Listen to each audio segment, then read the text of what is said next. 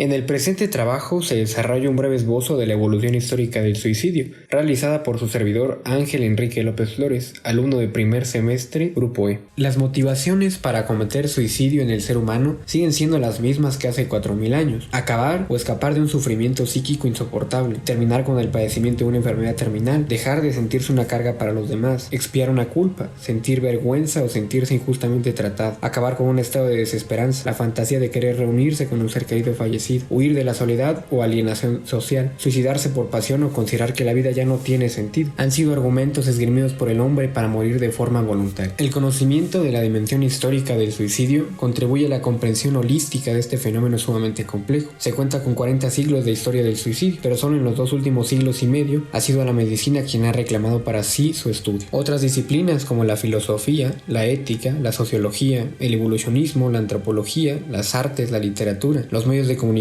y por supuesto la historia, que complementan nuestro conocimiento. Ya desde la prehistoria, los ancianos, enfermos o aquellos con dificultades de movilidad se autoeliminaban para beneficiar y favorecer los recursos de la tribu. La muerte era entendida como el paso de una vida a otra, por lo que al acabar con la vida de forma voluntaria no implicaba el fin de la existencia, sino el tránsito a otra dimensión inmortal. El suicidio ya representaba un problema en el que reflexionaban los griegos y se narraba por autores como Homero. Es en este momento de la historia donde la muerte voluntaria comienza a ser estigmatizada, denostada y penada. El suicidio era un delito contra el Estado que conllevaba castigos, puesto que privaba a la polis de uno de sus miembros y de su contribución al progreso de este. Además, era considerada por gran parte de la sociedad griega como un acto impío hacia los dioses, puesto que solo ellos debían disponer de la vida de los hombres. Las distintas escuelas filosóficas griegas se posicionaron ante el suicidio en un continuo que iba desde la nula aceptación del acto hasta su total legitimación. Los pitagóricos no aceptaban el suicidio, ya que consideraban la muerte voluntaria como una salida repentina del alma que trastornaba el equilibrio del cosmos. Para los cínicos, representados por Diógenes de Sinope, darse muerte a sí mismo implicaba ser dueño de nuestro propio destino, pero fue el estoicismo, fundado por Zenón de Sitio en el siglo IV a.C., la única escuela filosófica realmente permisiva con el suicidio. Morir de una vez antes que padecer indefinidamente era su lema. La vida, por tanto, no posee un valor intrínseco per se. Para los epicúreos, el suicidio era una salida honorable si no se puede asegurar el hedonismo y el placer. Fue el suicidio de Sócrates el que marcó un hito en la historia de la filosofía de la muerte voluntaria. El maestro griego decidió aceptar su muerte por cicuta en lugar de huir tras ser condenado por el Estado. Su decisión afectó profundamente a sus seguidores. El principal sin duda fue Platón. Este se posicionó en contra del suicidio argumentando que atentaba contra el Estado y contra los dioses. No obstante, estableció 3 excepciones donde la muerte voluntaria era legítima: cuando lo ordenara el Estado, ante una enfermedad incurable y ante la vivencia de una desgracia extrema. En Roma, Marco Tulio Cicerón rechazó la muerte voluntaria haciendo suyo los postulados platónicos. En su obra El sueño de Escipión, Séneca, máximo representante latino del estoicismo y defensor de la ascesis del alma, legitimaba el suicidio al considerarlo un acto de valentía y de máxima expresión de libertad humana. En la Biblia se relatan hasta 9 suicidios sin que exista ni condena ni apología del suicidio. Para los primeros cristianos, la muerte voluntaria no estuvo estigmatizada, produciéndose de hecho un fenómeno que alarmó enormemente a los primeros obispos de la Iglesia: el martirio voluntario. Entre 10.000 y 100.000 seguidores de Cristo recurrieron a la muerte voluntaria para obtener los beneficios que la comunidad cristiana ofrecía a quien decidía dar su vida por Dios. Este fenómeno hizo necesario la invención de un relato teológico que frenara estos actos, siendo San Agustín de Hipona quien contribuyó a tal fin. Condenó el suicidio equiparando este a un homicidio de sí mismo y por ende una clara violación del 5º mandamiento: no matarás. No obstante, fueron las leyes civiles y no solo las eclesiásticas las que marcaron con su extrema violencia el destino de los suicidas. Si hubo un momento en la historia donde más crudeza y rechazo sufrió el suicida, fue sin duda en el medioevo. A la suma de la condena eclesiástica se añadió el rechazo por parte del Estado. El suicida no solo era un pecador, sino que se convirtió en un delincuente ante la ley, merecedor de castigos físicos y sociales extremos.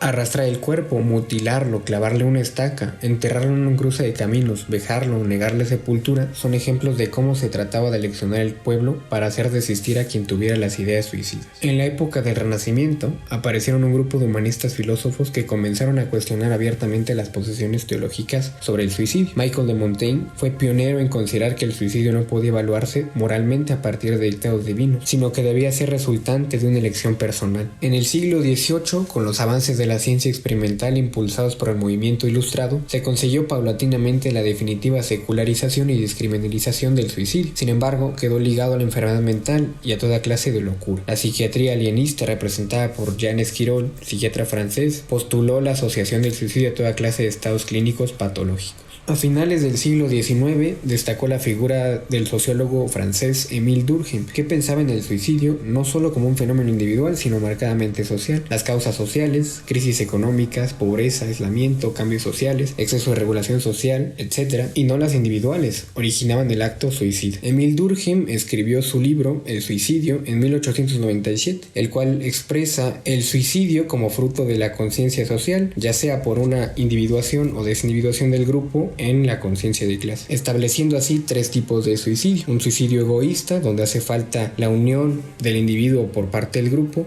un suicidio anómico, en el cual el individuo no se llega a adaptar a las normas debido al continuo devenir de las mismas; y el suicidio altruista, como fruto de una gran solidaridad social por parte del grupo, en donde una persona se sacrifica para la subsistencia de los demás.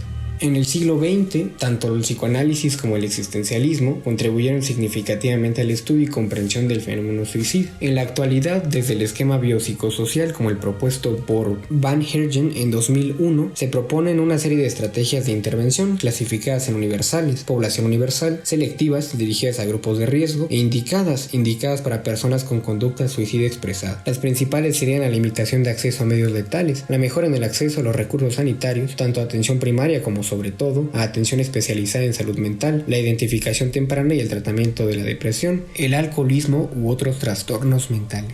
Otras medidas de igual importancia son el desarrollo de intervenciones sociosanitarias en grupos vulnerables como jóvenes, mayores y minorías étnicas, así como la concienciación y mejora de competencias para el manejo del suicidio de profesionales sanitarios y no sanitarios, educadores, policías, bomberos, etc. A través de la formación, comprender que el suicidio es un fenómeno sociológico e histórico complejo más allá de la patología psiquiátrica y de las fronteras de la atención a la salud mental facilitaría un abordaje integral similar al que se hace con otros fenómenos, como la violencia de género o los accidentes de tráfico.